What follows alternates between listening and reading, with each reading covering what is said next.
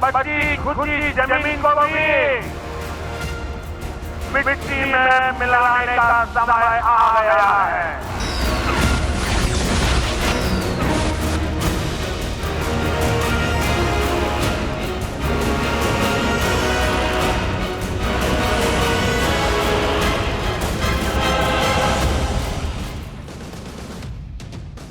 अब आप ये भी देखिए कि पाकिस्तान में भारत की किस टारगेटेड अटैक वाली लिस्ट की इन दिनों चर्चा हो रही है और जिसकी वजह से पाकिस्तान की सरकार सब कुछ छोड़कर आतंकियों को बचाने में जुट गई। इस लिस्ट में पहला नाम इंटरनेशनल टेररिस्ट हाफिज सईद का चल रहा है, जो आतंकी संगठन लश्कर ए तैयबा का फाउंडर और चीफ है। चर्चा है कि हाफिज सईद के साथ ही लश्कर ए तैयबा के हेडक्वार्टर पर भी टारगेट लॉक हो चुका है, जो पाकिस्तान के पंजाब प्रांत में मुरीद के इलाके में। बदले की लिस्ट में दूसरा नाम इंटरनेशनल आतंकी मसूद अजहर का है, जो आतंकी संगठन जैश ए मोहम्मद का चीफ है। चर्चा तो यह भी है कि आतंकी संगठन जैश ए मोहम्मद के ट्रेनिंग कैंप भी टारगेट पर है, जो पीओके और पाकिस्तान के पंजाब प्रांत के बहावलपुर में। तमाम चर्चाएं जो चल रही हैं उसमें पाकिस्तानी आर्मी के चीफ असीम मुनीर का हेडक्वार्टर भी टारगेट पर है। इन टारगेट्स की चर्चा इसलिए हो रही है क्योंकि आतंकी हाफिज सईद और मसूद अजहर के साथ ही पाकिस्तानी आर्मी के चीफ असीम मुनीर पर भी पहलगाम में हुए आतंकी हमले की साजिश रचने के आरोप लग रहे हैं। पहलगाम हमले के बाद पीएम मोदी साफ कर चुके हैं कि इस हमले में शामिल आतंकियों और हमले की साजिश रचने वालों को मिट्टी में मिलाया जाएगा। पीएम मोदी का वो बयान आपको याद दिलाता हूं और उसके बाद बताता हूं कि हाफिज सईद पर टारगेट कैसे लॉक हो चुका है। मैं बहुत स्पष्ट शब्दों में कहना चाहता हूं, जिन्होंने ये हमला किया है उन आतंकियों को और इस हमले की साजिश रचने वालों को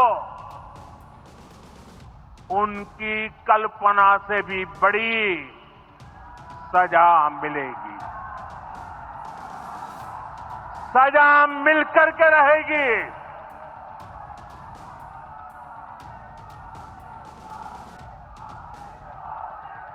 अब आतंकियों की बची खुची जमीन को भी मिट्टी में मिलाने का समय आ गया है। एक तरफ पाकिस्तान में भारत के टारगेटेड अटैक की लिस्ट की चर्चा है, दूसरी तरफ ऐसी रिपोर्ट्स हैं कि आतंकी हाफिज सईद की लोकेशन भी ट्रेस हो चुकी है। पाकिस्तान में हाफिज सईद के सीक्रेट ठिकानों का पता चल गया है। सैटेलाइट तस्वीर में हाफिज सईद के लाहौर के एक रिहायशी इलाके में होने की पुष्टि हुई, जो भारत के हमले के डर से लाहौर में घनी आबादी वाले रिहायशी इलाके में रह रहा है। सैटेलाइट तस्वीर में लाहौर के जोरम टाउन में हाफिज सईद का घर साफ साफ नजर आ रहा है। हाफिज सईद के ठिकाने की जो तस्वीर वायरल हो रही है उसमें दावा किया जा रहा है कि हाफिज एक बिल्डिंग में अपने परिवार के साथ रहता है, जिसके पास में ही हाफिज सईद का प्राइवेट पार्क भी है। इसी परिसर की एक बिल्डिंग में 2 मस्जिदें और मदरसे हैं। दावा किया जा रहा है कि इनके नीचे हमले से बचने के लिए बंकर भी बना हुआ है।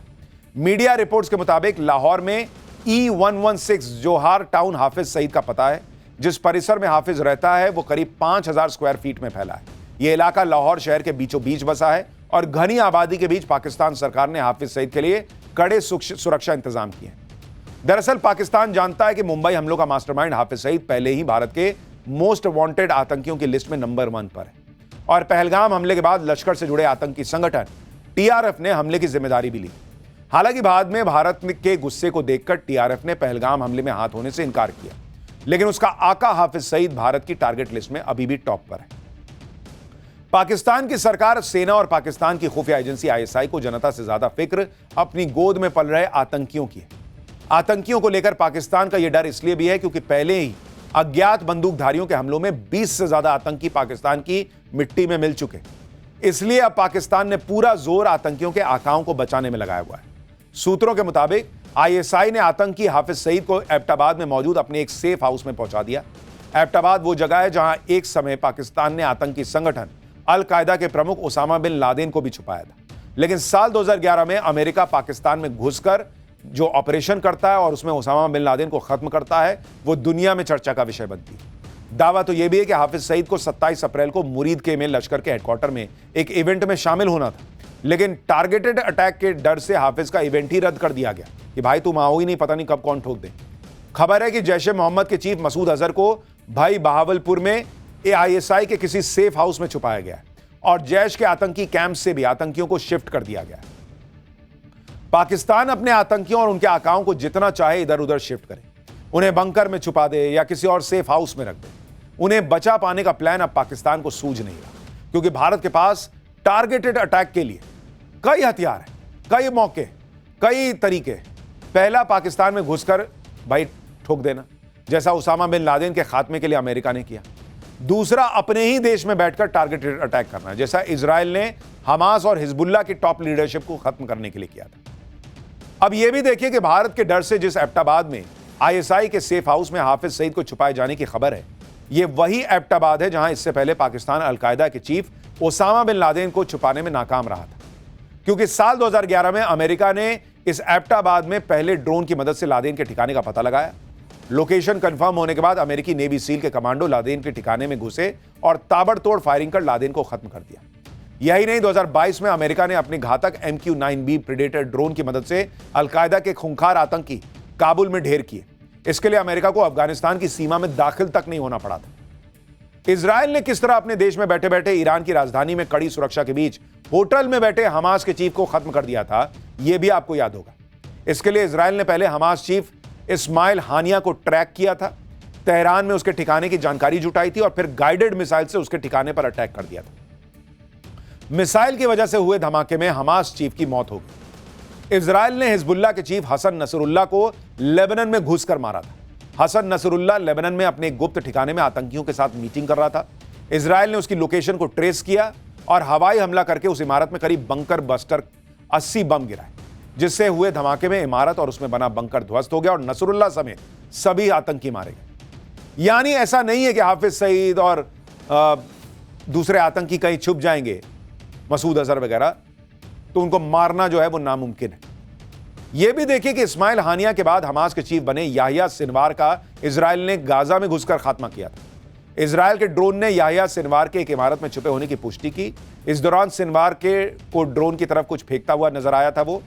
इसके बाद इजराइल ने उसके ठिकाने को गाइडेड मिसाइल से अटैक कर उड़ा दिया था। ऐसे में पाकिस्तान को यह डर सता रहा है कि भारत भी अमेरिका या इजराइल की स्टाइल में उसकी जमीन पर छुपे आतंकियों और उनके आकाओं का खात्मा कर सकता है, क्योंकि भारत के पास उस तरह के घातक हथियार मौजूद हैं जिनका इस्तेमाल अमेरिका और इजराइल ने अपने दुश्मनों को खत्म करने के लिए किया था, चाहे बात ड्रोन की हो, गाइडेड मिसाइल की हो या फिर बंकर बस्टर बॉम्ब की। भारत के पास भी बंकर या किसी इमारत में छुपकर बैठे दुश्मनों को मिट्टी में मिलाने के लिए नाग MK2 जैसी घातक गाइडेड मिसाइल है, जो कमरा तो क्या, एक ही वार में मजबूत टैंकर को भी तबाह करने की ताकत रखती है। इस घातक नाग MK2 मिसाइल की खूबियां भी आपको बताता हूं। थर्ड जनरेशन की नाग MK2 missile fire and forget तकनीक पर काम करती है, मतलब निशाना लगाओ और भूल जाओ। नाग MK2 को आगे जो करना है वो खुद कर लेती है। यह मिसाइल इंफ्रारेड टेक्नोलॉजी से लैस है, जिसकी मदद से यह लॉन्च होने से पहले ही टारगेट को लॉक कर लेती है। दिन है, रात है, फर्क नहीं पड़ता, सर्दी है, बरसात है, फर्क नहीं पड़ता, किसी भी परिस्थिति में इस मिसाइल का निशाना सटीक बैठता है। इस मिसाइल की रेंज 7 से 10 किलोमीटर है और यह 230 मीटर प्रति सेकंड यानी 800 किलोमीटर प्रति घंटे की रफ्तार से टारगेट की तरफ बढ़ती है। आसान भाषा में कहें तो नाग MK2 मिसाइल 4 किलोमीटर दूर मौजूद दुश्मन का सिर्फ 17 से 18 सेकंड के अंदर खात्मा कर देती है। सिर्फ 45 किलोग्राम वजन और करीब 6 फीट लंबी इस मिसाइल को कंधे पर रखकर आसानी से लॉन्च किया जा सकता है। इसी तरह भारत के पास अत्याधुनिक हेरोन मार्क 2 ड्रोन भी है, जो न सिर्फ दुश्मन के गुप्त ठिकानों का पता लगाने की ताकत रखता है, बल्कि उसे तबाह करने का भी दम रखता है। इस ड्रोन की खूबियों की बात करें तो हेरोन मार्क 2 ड्रोन का सैटेलाइट लिंक इसे 36 घंटे तक लगातार उड़ान भरने की ताकत देता है। यह ड्रोन BLOS यानी बियॉन्ड लाइन ऑफ साइट तकनीक से लैस है, यानी इसे देश के किसी भी कोने से ऑपरेट करके किसी भी इलाके की निगरानी की जा सकती है। यह ड्रोन लंबी दूरी पर मौजूद टारगेट पर लेजर से निशाना साध लेता है और फिर मिसाइल की मदद से टारगेट को ध्वस्त कर सकता है। हेरोन मार्क 2 ड्रोन किसी भी मौसम, किसी भी तरह की जमीन पर ऑपरेट कर सकता है। यह ड्रोन कई तरह के हथियार ले जाने में सक्षम है। Air to ground missile, anti tank हथियार और बॉम्ब सब ले जा सकता है।